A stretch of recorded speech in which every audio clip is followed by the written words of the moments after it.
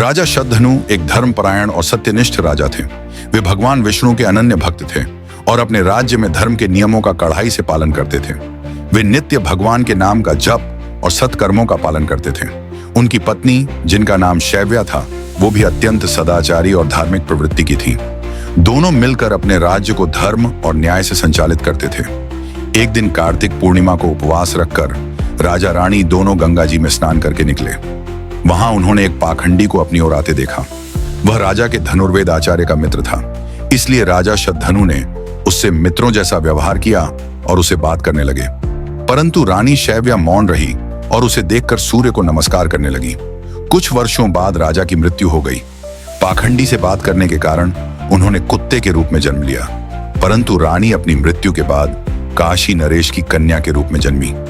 वह जब बड़ी हुई तो अपने पूर्व जन्म के बारे में सब कुछ जान गई और अपनी दिव्य दृष्टि से उन्होंने राजा शतधनु के बारे में पता लगाने की कोशिश करी। तब उन्हें यह झांत हुआ कि राजा ने कुत्ते की योनि में जन्म लिया है।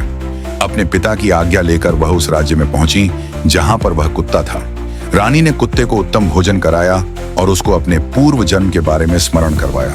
रानी ने बताया, पाखंडी से वार्ता करने की वजह से आपने इस योनि में जन्म लिया है।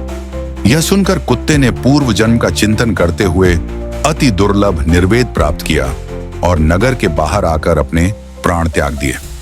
अब की बार राजा को सियार की योनि प्राप्त हुई। रानी ने फिर से अपनी दिव्य दृष्टि का प्रयोग किया और उनको पता चल गया कि इस बार राजा ने सियार की योनि में जन्म लिया है और वह कोलाहल पर्वत के जंगलों में भटक रहे हैं।